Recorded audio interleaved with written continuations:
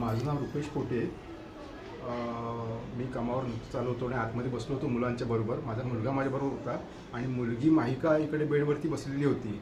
साधारण संध्याकाळचा 4 वाजताचा टाईम होता आणि इतक्यात मला आवाज आला मोठ्याने, धाड करून काहीतरी कोसळलं. मला वाटलं बाहेर काहीतरी पडलं म्हणून बाहेर येणारच होतो. इतक्यात मुलगी धावत धावत आतमध्ये आली. तिने मला सांगितलं की पप्पा काहीतरी पडलं, वरतून सिलिंग जोरात कोसळले. म्हणून बाहेर येऊन बघितलं तर हे सगळं सिलिंग खाली कोसळलेलं होतं. आणि हे बघा, आता हे नवीनच आणलेल्या खुर्च्या, तो टी व्ही नवीन आणलेला आहे. तो संपूर्ण टी व्ही हा बघा सर फुटला. हे बघा, हे पडलं खाली पूर्ण सगळं. अच्छा, हां, सळ्या लागणार. हा, पाठीमागे हे बघा, हे संपूर्ण तुटलं गेलं. टी व्ही खाली पडला. बोला सर. पण थोडक्यात निभावलं, कारण मुलगी इथे बसलेली होती आणि हे खाली सगळं इथे कोसळलं. हे किती वर्ष झाली बिल्डिंगला?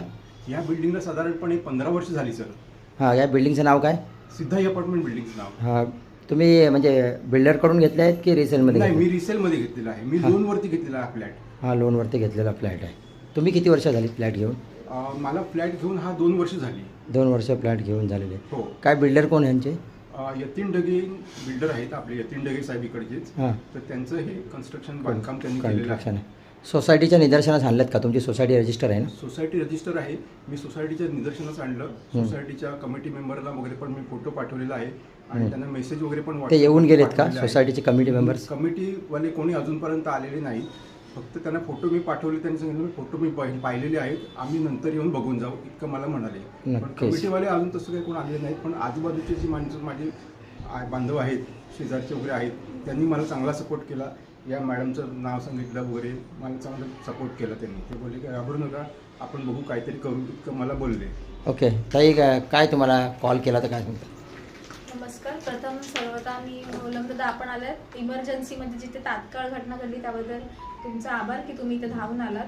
तर जसं मला माहीत पडलं की पोटेदादांच्या इथे स्लॅब कोसळलेला आहे, दुर्घटना इथे जी घडलेली आहे, तर हा मुद्दा उचलणं खूप अनिवार्य आहे. ह्यातून बाकीचे बिल्डर जागे होतील की आपल्याला जे काही बिल्डिंगचं काम करायचं आहे ते चांगल्याच दर्जाचं करायचं आहे. 10-12 वर्षासाठी ते काम नाही करायचं आहे. 30-40 वर्षे किंवा त्यापेक्षा कशी बिल्डिंग चांगली टिकेल हे आपल्याला इकडे बघायचं आहे. लवकरात लवकर ह्याच्यावरती योग्य ती कारवाई झालीच पाहिजे संबंधितांवरती.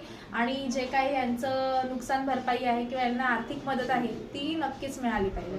सर, ताई काय सांगाल की महानगरपालिका आज, उद्या आणि परवा 3 दिवस बंद आहे, पण आपत्ती व्यवस्थापन हे एक चालू आहे आणि ह्याविषयी तुम्ही महानगरपालिकेशी संपर्क करणं पण गरजेचं आहे.